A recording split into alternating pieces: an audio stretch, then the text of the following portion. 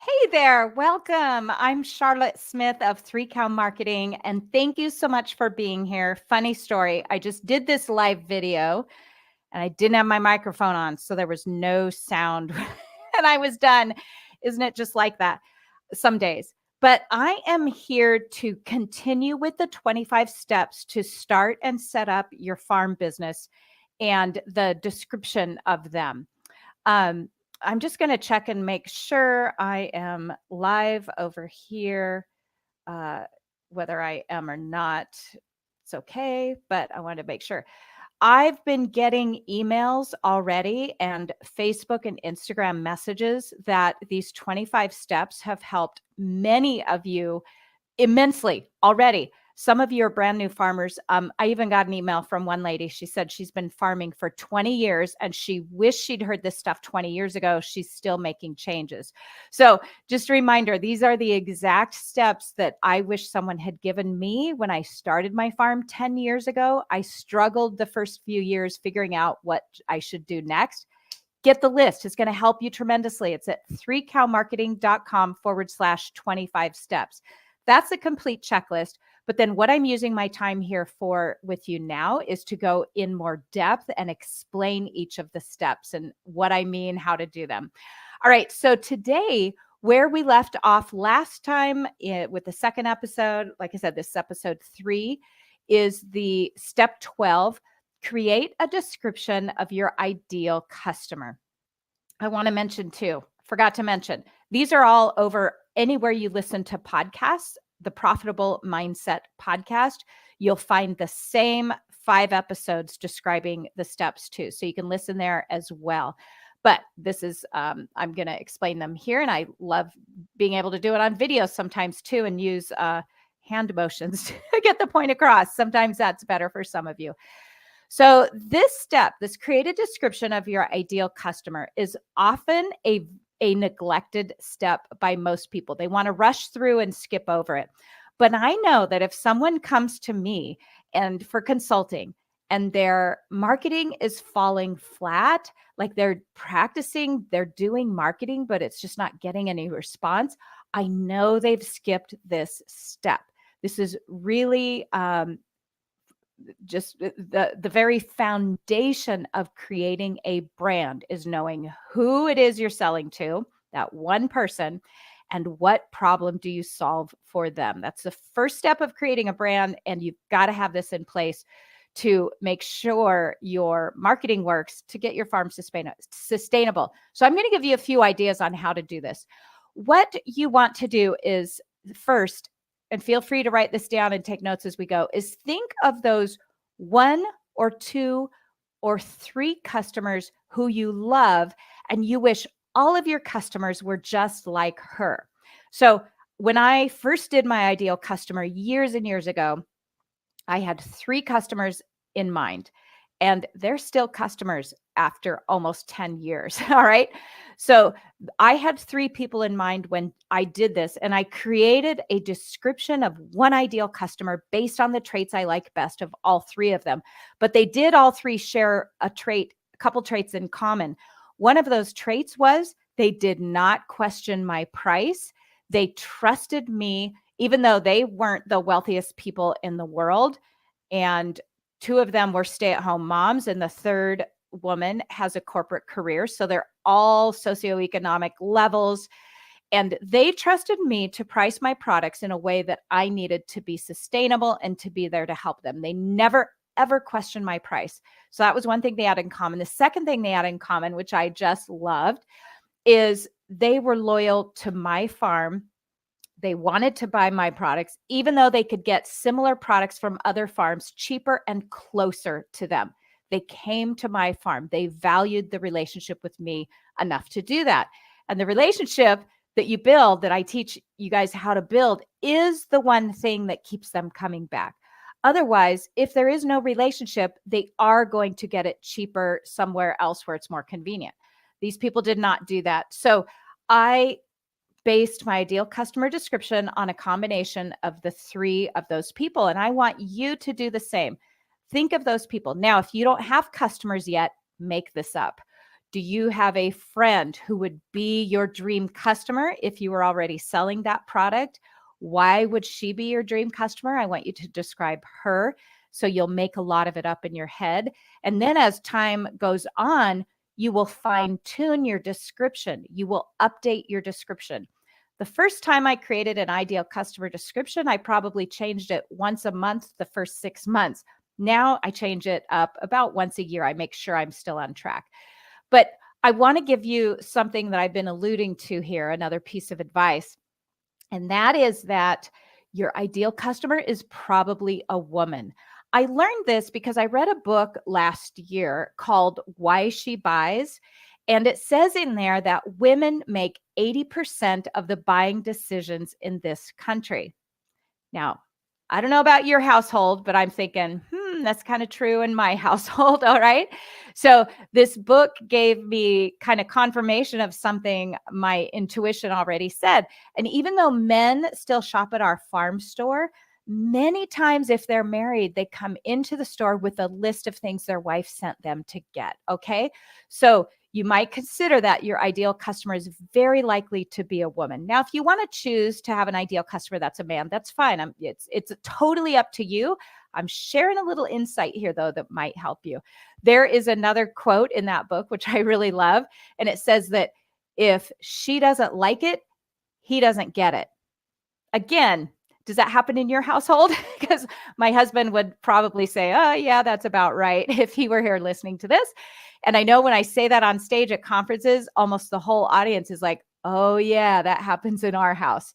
So think of that your ideal customer is very possibly, probably a woman. And then in my marketing course, I have hours and hours of practice on how to define her. But for the purpose of this video, just write a couple short paragraphs describing who she is and what she likes and what hobbies she has and what's important to her. And keep that next to your computer or on your computer in a Google Doc. And every time you sit down to post an Instagram post or a Facebook post or a blog post or an email or a farmer's market sign, some signage or a brochure, I want you to write it as if you're writing to that one person. It will make your marketing connect better when you get that specific. Now, what I am not saying here is I'm not saying that you're going to have a customer base made up of one kind of person, because what happens, and you could just got to trust me on this, that this is the experience that I have and that now thousands of my marketing students have, is when you get very specific in describing that one person, you have broader appeal. You will end up with a very broad and diverse customer base, which is more sustainable when you get very specific on who your ideal customer is. All right. So you're going to love it. Go for it. Give it a try. All right, let's move on to step number 13. And that is to price your signature product. Now, if you're listening in over at the podcast, I've got all the links in the show notes there. I have a free pricing course on my website, 3cowmarketing.com/free training. It'll take you there and it'll help you price your signature product. But right here, you've really got to, in our case, have some guts to price your product where it needs to be priced. Remember, what the market will bear has no play in this whatsoever. My milk is 5 or 6 times the cost of milk in the grocery store. And it's easily double the cost of most raw milk in the area. And we still have a waiting list. We're the only ones that have been doing it for 10 years, because of that, because it's a sustainable price.